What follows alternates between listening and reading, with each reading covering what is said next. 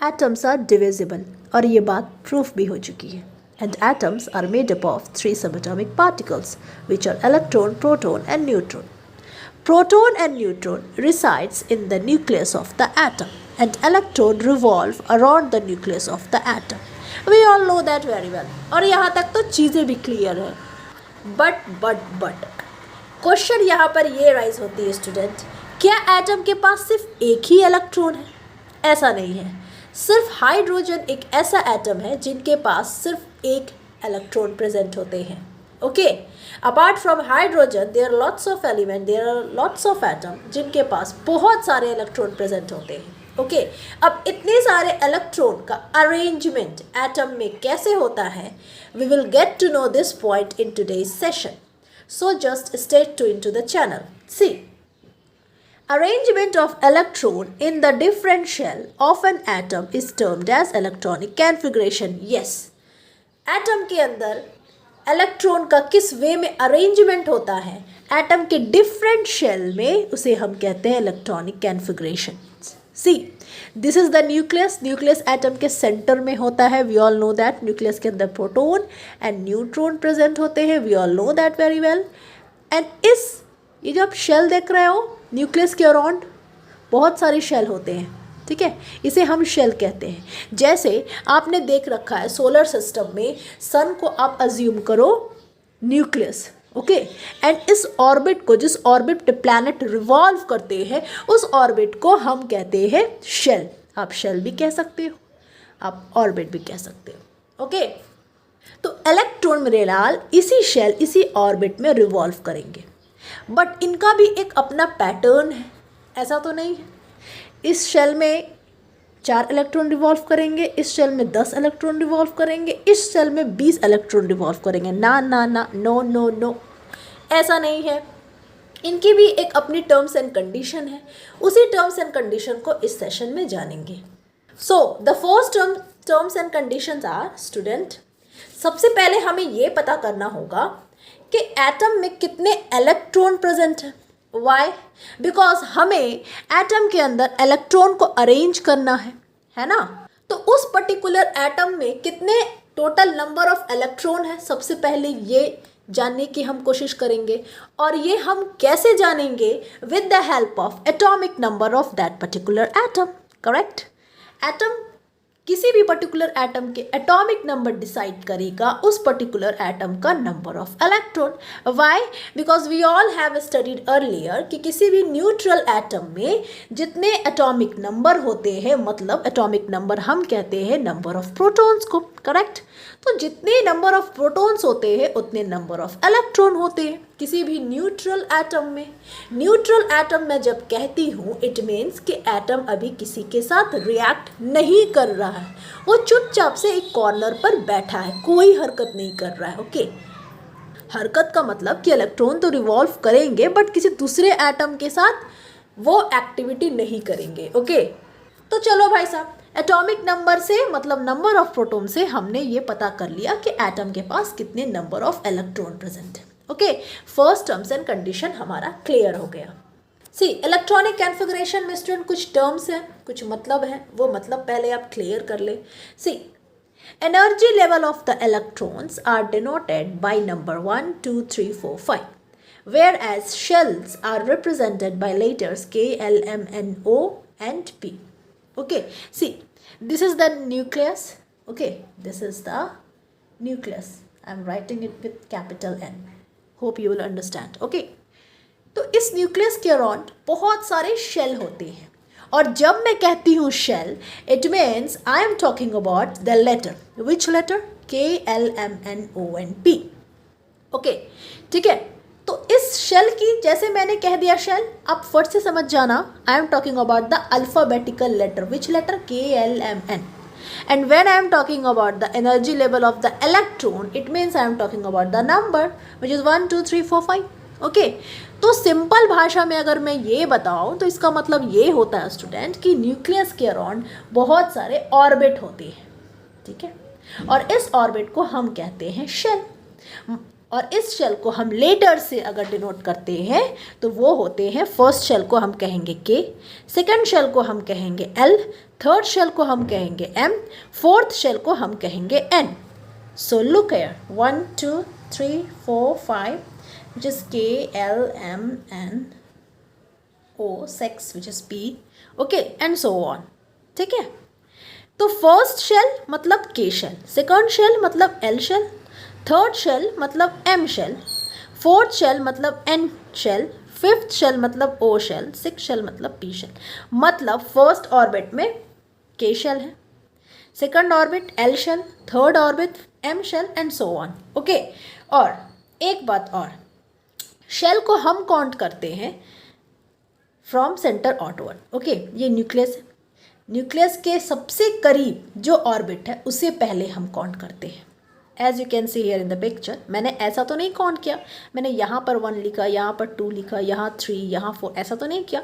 Nucleus के करीब जो ऑर्बिट होगा उसको सबसे पहले काउंट करते हैं. ओके, इस स्टेप वाइज में हम इसे काउंट करते हैं. So shell are counted from the centre और आउटवर्ड, और ये चीज़ें प्लीज़ ध्यान में डाल लो. So now moving ahead, see first shell और K शेल, सेकंड शेल और L शेल, थर्ड शेल और M शेल, फोर्थ शेल और N शेल, फिफ्थ शेल और O shell, similarly sixth shell और P शेल. ठीक है, P शेल ये आप स्टैंडर्ड 11th में पढ़ना, जानना वहाँ, फिलहाल आप O शेल तक ही जान लो, बहुत है. Okay, so K, L, M, N, O, P, 1 2 3 4 5 6. Okay, see the arrangement of electron in the different shell should be such that it should have maximum stability. तो हमें एटम के नंबर ऑफ इलेक्ट्रॉन का पता चल गया student, कितने electron present हैं. ठीक है, अब एटम के अंदर का नक्शा कैसा होता है, उनका स्ट्रक्चर कैसा होता है, ये भी हमने जान लिया कि न्यूक्लियस के अंदर बहुत सारे ऑर्बिट होते हैं और इसी ऑर्बिट में इलेक्ट्रॉन रिवॉल्व करेंगे, और हम काउंट करेंगे from centre outward which is K, L, M, N, which is 1 2 3 4 5 6. ठीक है, न्यूक्लियस के बगल में जो न्यूक्लियस के जो फर्स्ट ऑर्बिट होंगे वहाँ से हम काउंट करते हैं. ठीक है, अब हमें ये जानना है, हम एटम के इलेक्ट्रॉन को इस वे में इस शेल में बैठाएंगे, मतलब इस शेल में अरेंज करेंगे so that atom can gain maximum stability, वो मैक्सिमम स्टेबिलिटी अटेंड कर सके, क्योंकि दुनिया में सारे एटम की बस इसी रेस में लगे हैं स्टूडेंट कि समहाउ कैसे भी करके मैं स्टेबिलिटी अटेंड कर लूँ. स्टेबिलिटी का मतलब है स्टूडेंट, अगर कोई भी एटम स्टेबल हो जाते हैं तो वो रिएक्ट नहीं करते हैं, वो इतना इजी वे में रिएक्ट नहीं करते हैं. जैसे हम अपने आसान भाषा में कहते हैं ना, वो बंदा बहुत स्टेबल है, कैरियर अच्छा है, हेल्थ अच्छी है, एवरीथिंग इज़ गुड, तो वो स्टेबल है, he is a fine man. Okay, और अगर जो अनस्टेबल है तो हम कहते हैं ना, अरे यार वो बहुत अनस्टेबल बंदा है ना. और अनस्टेबल मतलब पागल है, और पागल क्या करता है, वो तो किसी के साथ भी रिएक्ट कर जाएगा. सिमिलरली केमिस्ट्री में भी ऐसा ही होता है स्टूडेंट. ठीक है, तो एटम बहुत हद तक कोशिश करता है कि मैं स्टेबल हो जाऊँ, मैं स्टेबल हो जाऊंगा तो मैं किसी के साथ फिर रिएक्ट नहीं करूंगा. ठीक है, तो मैक्सिमम स्टेबिलिटी तभी गेन हो सकती है. सी, outermost shell of an atom is at the highest energy level. Energy of K shell is lower than L shell. It means student कि न्यूक्लियस के पास, न्यूक्लियस के जैसे जैसे हम करीब जाते जाएंगे, न्यूक्लियस के पास जो ऑर्बिट है, सबसे करीब में जो ऑर्बिट है, उनकी एनर्जी लेवल जो होती है वो सबसे लो होती है. और जैसे हम न्यूक्लियस से दूर चले जाएंगे, आई मीन जैसे हम न्यूक्लियस के इलेक्ट्रॉन दूर चले जाते हैं वैसे उनकी एनर्जी लेवल हाई होने लगती है. ओके, तो हमें क्या करना है भाई साहब, हमें तो मैक्सिमम स्टेबिलिटी गेन करनी है. तो हम क्या करेंगे कि हम सबसे पहले K शेल में इलेक्ट्रॉन को फिल करना शुरू करेंगे. सबसे पहले K शेल में इलेक्ट्रॉन फिल करेंगे. K शेल में इलेक्ट्रॉन फिल हो जाएगा. अब कितना इलेक्ट्रॉन K शेल में चाहिए ये बात भी बताऊंगी, डोंट वरी. K शेल में इलेक्ट्रॉन फिल हो जाएगा, फिर हम L शेल पे मूव करेंगे. L शेल में इलेक्ट्रॉन फिल हो जाएगा तो हम एम शेल में मूव करेंगे, एम शेल में फिल हो जाएगा तो इलेक्ट्रॉन हम एन शेल में मूव करेंगे। इसका मतलब ये है कि जिस वे में हम काउंट करते हैं शेल को KLMN और 1 2 3, उसी अकॉर्डिंग में हम इलेक्ट्रॉन को फिल करेंगे स्टूडेंट। ओके, ऐसा नहीं है कि मेरा मन कर रहा है मैं चलो एम शेल में पहले इलेक्ट्रॉन को फिल कर देती हूँ उसके बाद के शेल में फिल करूँगी, ऐसा नहीं है। आपको स्टेप वाइज में ही फिल करना है। ओके, आपको सबसे पहले के शेल को ही फिल करना है। के शेल जब कंप्लीट फिल हो जाएगा then you will move to the next shell which is L shell. L shell completely fill हो जाएंगे then you will move to the next shell which is M shell. Okay, इस way में maximum stability atom gain करेगा। तो इससे हमें ये समझ में आता है स्टूडेंट सी कि फर्स्ट शेल की एनर्जी लेवल सबसे कम होती है। वाई? बिकॉज मैंने अभी आपको बताया ना, न्यूक्लियस के पास जो शेल होंगे, जो ऑर्बिट होंगे, उनके पास सबसे कम एनर्जी होगी और न्यूक्लियस से जितने अब दूर चले जाते जाओगे उतनी एनर्जी इंक्रीज होती जाएगी, है ना। तो फर्स्ट शेल की एनर्जी सबसे कम होगी, सेकेंड शेल की एनर्जी थोड़ा ज़्यादा होगी according to the first shell, third shell की एनर्जी थोड़ा और ज़्यादा होगी और फोर्थ शेल की एनर्जी सबसे हाईएस्ट होगी, है ना। सी एनर्जी लेवल को मैंने कैपिटल ई से इंडिकेट किया है, ठीक है। First energy level, second, third, fourth, मतलब मिनिमम एनर्जी लेवल होगी के शेल की। वाई? बिकॉज ये न्यूक्लियस के पास है ना। और मैक्सिमम एनर्जी लेवल होगी जो ऑटरमोस्ट ऑर्बिट होंगे किसी भी पर्टिकुलर एटम का। ओके, सो फर्स्ट की सबसे कम होगी, सेकंड की थोड़ा ज़्यादा होगी, थर्ड की थोड़ा और होगी, फोर्थ की और होगी। अगर वो फिफ्थ होंगे तो फिफ्थ की सबसे ज़्यादा होगी। अगर उनके पास सिक्स्थ शेल है तो सिक्स की सबसे ज़्यादा होगी, है ना। मतलब ऑटरमोस्ट ऑर्बिट किसी भी पर्टिकुलर एटम का वो सबसे ज़्यादा एनर्जी लेवल रखता है। ओके, सी तो इस एटम का ऑटरमोस्ट ऑर्बिट ये हो गया, इसके बाद अब कोई ऑर्बिट है ही नहीं तो ऑटरमोस्ट ऑर्बिट ये हो गए, है ना। See first shell, this is the first shell, okay, this is the second shell, this is the third shell, this is the fourth shell. Please video को एंड तक देखना, बहुत पते की बात बता रही हूँ और बहुत इजी वे में। यहाँ तक तो हमने समझ लिया। अब हमें ये पता करना है कि फर्स्ट शेल में कितने इलेक्ट्रॉन आएंगे, सेकंड शेल में कितने इलेक्ट्रॉन आएंगे, थर्ड शेल में कितने आएंगे, फोर्थ शेल में कितने आएंगे एंड सो ऑन, ठीक है। मतलब फर्स्ट शेल के पास कितनी सीट अवेलेबल है। जैसे आप बस पे जाते हो तो जितनी सीट अवेलेबल होती है उनके अकॉर्डिंग ही बैठते हो ना। तो एटम में भी वैसे हैं स्टूडेंट। एटम में भी फर्स्ट शेल में जितने नंबर ऑफ सीट होंगे उतने ही एटम इस फर्स्ट शेल में आकर बैठते हैं, ऑक्युपाई करते हैं। Okay, so maximum number of electron which can be accommodated in any energy level of the atom is given by 2n², where n is number of energy level. Wait, I will explain you. See first shell, I am talking about the first shell, this is the first shell, ठीक है। First shell में कितने atom होंगे, है ना। Atom के कितने electron होंगे, एटम के इलेक्ट्रॉन, सॉरी यार please give me a break. Atom के अंदर इलेक्ट्रॉन किसी पर्टिकुलर शेल में कितने होंगे ये डिसाइड करेगा 2n², ओके। और n का मतलब है number of energy level. Suppose जैसे फर्स्ट शेल में इस फॉर्मूले से अगर हम पुट करें फर्स्ट शेल में 2n² और n क्या है, नंबर ऑफ एनर्जी लेवल। तो फर्स्ट एनर्जी लेवल तो मतलब n का मतलब 1 है। इस फॉर्मूले से पुट करो you will get the answer 2। It means first shell किसी भी एटम का जो न्यूक्लियस के पास सबसे पहला शेल होता है जिसे हम के शेल कहते हैं, जिसे हम फर्स्ट ऑर्बिट कहते हैं, उसमें स्टूडेंट सिर्फ 2 ही इलेक्ट्रॉन आकर फिट हो सकते हैं। दैट्स वाई मैंने यहाँ पर 2 इलेक्ट्रॉन बैठाया है ना। सिर्फ 2 इलेक्ट्रॉन फिट हो सकते हैं, इनके पास बस 2 ही की क्षमता है, 2 से अधिक के इलेक्ट्रॉन रख ही नहीं सकते हैं, ठीक है। सो सेकंड शेल में देखो सेकंड n क्या है, 2 हो गया, है ना, क्योंकि नंबर ऑफ एनर्जी लेवल क्या है, second. I am talking about the second shell, okay. So 2n², n क्या है 2, ओके। सो 2 4 8, मतलब स्टूडेंट सेकंड शेल की क्षमता सिर्फ 8 इलेक्ट्रॉन रखने की है। आप सिर्फ 8 इलेक्ट्रॉन रख सकते हो। मैं बात कर रही हूँ मैक्सिमम नंबर ऑफ इलेक्ट्रॉन की, है ना। मिनिमम आप कुछ भी रख सकते हो, लेकिन मैक्सिमम 8 से अधिक आप यहाँ फिल कर ही नहीं सकते हो। अगर 8 से अधिक आपके पास है इलेक्ट्रॉन तो आप अब थर्ड ऑर्बिट में मूव करोगे। जैसे फर्स्ट ऑर्बिट में 2 इलेक्ट्रॉन आपने फिल कर दिया, अभी भी इलेक्ट्रॉन बचा है तो आप सेकंड ऑर्बिट में फिल करो। सेकंड ऑर्बिट की टर्म्स एंड कंडीशन क्या है कि भाई साहब मुझ में बस 8 ही सीट है, 8 ही इलेक्ट्रॉन बैठ सकते हैं, तो मैंने 8 इलेक्ट्रॉन को बैठा दिया। अब अभी भी अगर आपके पास इलेक्ट्रॉन बच रहे हैं, सॉरी हाँ करेक्ट, अगर अभी भी आपके पास इलेक्ट्रॉन बच रहे हैं तो आप थर्ड शेल में मूव करो अब, ठीक है। इस वे में हम इलेक्ट्रॉन को फिल करते हैं। तो थर्ड शेल में n क्या हो गया 3, because I am talking about the third shell. तो after doing the calculation we will get 18, मतलब थर्ड शेल में 18 इलेक्ट्रॉन होंगे। सिमिलरली फोर्थ शेल में 32 इलेक्ट्रॉन होंगे एंड सो ऑन। याद रखना वेरी इंपॉर्टेंट, फर्स्ट शेल में 2 इलेक्ट्रॉन होने चाहिए, सेकंड शेल में 8 इलेक्ट्रॉन होने चाहिए मैक्सिमम, मिनिमम की बात नहीं कर रही हूँ, मैक्सिमम है ना। 8 से अधिक सेकंड शेल में या फर्स्ट शेल में 2 से अधिक आप इलेक्ट्रॉन नहीं पुट कर सकते हो। थर्ड शेल में 18 से ज़्यादा इलेक्ट्रॉन आप नहीं पुट कर सकते। ओके डोंट वरी, एग्जाम्पल से भी समझाऊंगी, अभी तो मैं बस टर्म्स एंड कंडीशन बता रही हूँ।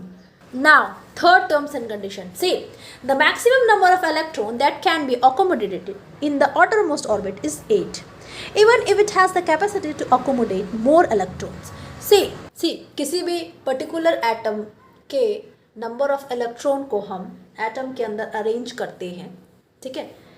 और laws and terms and condition मैंने आपको अभी तुरंत समझा रखा है, लेकिन एक law बहुत ध्यान से देखना स्टूडेंट। किसी भी पर्टिकुलर एटम के अगर वो ऑटरमोस्ट ऑर्बिट है, जैसे ये एटम है समझ लो, इनके ऑटरमोस्ट ऑर्बिट m है, मतलब थर्ड ऑर्बिट इनका ऑटरमोस्ट है, मतलब 3 के बाद अब इनके पास कोई ऑर्बिट ही नहीं है।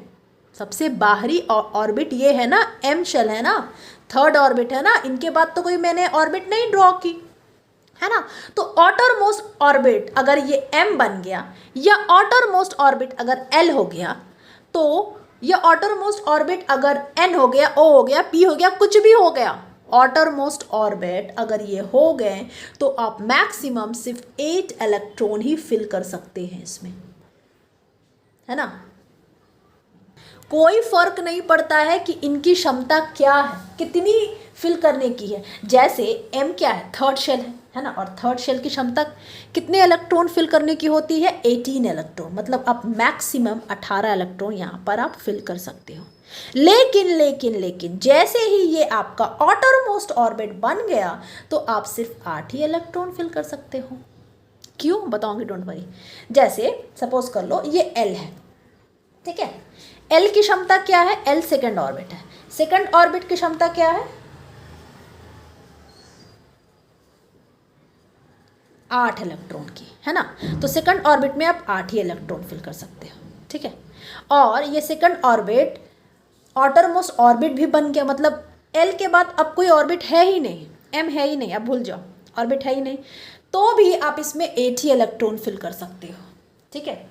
जैसे M के बाद कौन सी ऑर्बिट आती है, सी, आपको प्रूफ के साथ दिखाती हूँ, है ना। N ऑर्बिट आती है, N ऑर्बिट मतलब सी KLMN, N ऑर्बिट मतलब फोर्थ ऑर्बिट, फोर्थ शेल में आप मैक्सिमम 32 इलेक्ट्रॉन पुट कर सकते हो, फिल कर सकते हो। लेकिन जैसे ही ऑटरमोस्ट ऑर्बिट बन गया किसी पर्टिकुलर एटम का, तो आप मैक्सिमम सिर्फ 8 ही इलेक्ट्रॉन फिल कर सकते हो। इससे फर्क नहीं पड़ता है किसमें, अरे मैम ने तो बोला था 32 इलेक्ट्रॉन फिल करना है, फिर 8 क्यों। डोंट वरी एग्जाम्पल से समझाऊंगी, बहुत कन्फ्यूजन हो रही है, टेंशन ना लो। बस इतना जान लो कि अगर किसी भी एटम का ऑर्बिट वो ऑटरमोस्ट बन गया तो उसमें सिर्फ 8 ही इलेक्ट्रॉन डालना है, चाहे उनके पास कितनी भी कैपेबिलिटी हो। और अगर ऑटरमोस्ट ऑर्बिट आपका K शेल है, मतलब फर्स्ट शेल है, तो इसमें आप सिर्फ 2 ही इलेक्ट्रॉन फिल कर सकते हो, ठीक है। वैसे भी लॉ तो यही बोलता है ना, फर्स्ट शेल में सिर्फ 2 इलेक्ट्रॉन की क्षमता है, और अगर ये ऑटरमोस्ट बन गया तो भी 2 इलेक्ट्रॉन फिल कर सकते हो, है ना। Okay, see, electrons in an atom do not occupy a new shell unless all the inner shell are completely filled with electron. किसी भी एटम के इलेक्ट्रॉन कभी भी न्यू शेल ऑक्युपाई नहीं करेंगे, कब तक, जब तक उनका इनर शेल कंप्लीटली फिल ना हो। मतलब electron shell in an atom are filled in stepwise manner. जैसे अभी मैंने आपको बताया, लुक हियर, कि पहले आप फर्स्ट ऑर्बिट कंप्लीट करोगे, फिर सेकंड ऑर्बिट कंप्लीट करोगे, तब थर्ड ऑर्बिट के मूव करोगे, then you will move to the next orbit which is fourth orbit, fourth shell, है ना। ऐसा नहीं है, कि मेरा मन किया चलो मैं कुछ पहले के फिल कर देता हूँ यार, उसके बाद एम फिल करूँगा, ऐसा नहीं, आपको स्टेप वाइज की तरफ मूव करना है और सेंटर ऑटोवर्ड की तरफ। ओके, आई नो ये बहुत कॉम्प्लिकेटेड लग रहा है, बहुत लग रही है क्या मैम इतने लंबे तब से लेक्चर दी जा रही, डोंट वरी, अब मैं एग्जाम्पल से समझाती हूँ, बहुत आसान है। तो चलो वो ट्रेलर था, अब ये रियल पिक्चर है। सी सपोज हाइड्रोजन का इलेक्ट्रॉनिक कॉन्फ़िगरेशन मैं आपको बोलूँ, मैं अगर आपको ये बोलूँ कि हाइड्रोजन के एटम में इलेक्ट्रॉन का अरेंजमेंट कैसा है, तो देखो सबसे पहले लॉ क्या कहता है कि सबसे पहले आप ये पता करो कि उस हाइड्रोजन एटम में कितने इलेक्ट्रॉन की संख्या है। इलेक्ट्रॉन की संख्या अगर आप पता कर लोगे तभी तो आप उसको पुट करोगे, है ना।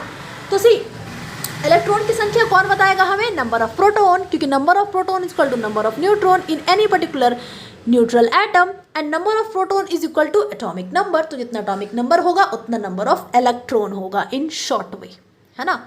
तो हाइड्रोजन का एटॉमिक नंबर 1 है, मतलब हाइड्रोजन के पास नंबर ऑफ इलेक्ट्रॉन की संख्या 1 है। अब इस एक इलेक्ट्रॉन को फिल करेंगे हम। तो मैंने क्या बोला था, सारी terms and condition maximum electron की थी, मिनिमम इलेक्ट्रॉन की तो बात ही नहीं हुई थी, है ना। तो मैक्सिमम आप फर्स्ट ऑर्बिट में 2 इलेक्ट्रॉन रख सकते हो, लेकिन हाइड्रोजन के पास कितने इलेक्ट्रॉन? एक ही इलेक्ट्रॉन है। सबसे सीधा साधा बेचारा प्यारा सा एटम हाइड्रोजन है, ठीक है। तो हाइड्रोजन के एक इलेक्ट्रॉन मैंने फिल कर दिया, मतलब के शेल में ओनली 1 इलेक्ट्रॉन, और ये इनका हो गया इलेक्ट्रॉनिक कॉन्फ़िगरेशन, दैट्स इट, है ना। So moving towards the helium atom, helium के एटॉमिक नंबर 2 है, मतलब नंबर ऑफ इलेक्ट्रॉन 2 होंगे। ओके, तो चलो अब इस 2 इलेक्ट्रॉन को इस ऑर्बिट में फिल करते हैं। तो सबसे पहले के शेल फिल करेंगे, के शेल हमने बना लिया। अब इसमें मैक्सिमम कितने इलेक्ट्रॉन होने चाहिए? 2, और हीलियम के पास तो 2 है, इलेक्ट्रॉन ही है, तो चलो इनका भी मामला sort out, done. Now helium के एटॉमिक नंबर क्या है? 3 है, मतलब नंबर ऑफ इलेक्ट्रॉन 3 होंगे। अब इस 3 इलेक्ट्रॉन को हमें फिल करना है ना। तो सी के शेल कहता है कि भाई साहब मेरे पास बस 2 इलेक्ट्रॉन की सीट है, 2 से ज़्यादा मैं रख ही नहीं सकता, तो चलो मैंने 2 इलेक्ट्रॉन बैठा दिया। अब 3 में से 2 इलेक्ट्रॉन बैठ गए, बचे कितने? 1। अब इनकी स्पेस तो फुल हो गई, अब हम मूव करेंगे नेक्स्ट शेल पे। तो एक इलेक्ट्रॉन हमने के, ये एल था, एल शेल पे मूव कर दिया, मतलब सेकंड ऑर्बिट में मूव कर दिया। तो हमारा इलेक्ट्रॉनिक कॉन्फ़िगरेशन हो गया 2 इलेक्ट्रॉन, एल 1 इलेक्ट्रॉन। आप एग्जाम में इस वे में भी लिख सकते हो, इस वे में भी लिख सकते हो, और इसे टुगेदर भी लिख सकते हो, मार्क्स नहीं कटेंगे। ओके, नाउ ब्रिलियम के एटॉमिक नंबर 4 है, मतलब number of electron will be 4। सो के शेल में कितने होते हैं? Maximum 2 electron. अरे यार इतना रिपीट करोगे ना याद हो जाएगा। ओके, के शेल में कितने इलेक्ट्रॉन होते हैं? 2 इलेक्ट्रॉन, ठीक है। 2 इलेक्ट्रॉन हमने फिल कर दिया। अब बचे कितने? 2 और, बिकॉज टोटल कितने हैं? 4, तो एल शेल में 2 फिल कर दिए। बात हुई थी मैक्सिमम इलेक्ट्रॉन की, मिनिमम इलेक्ट्रॉन की नहीं, ठीक है।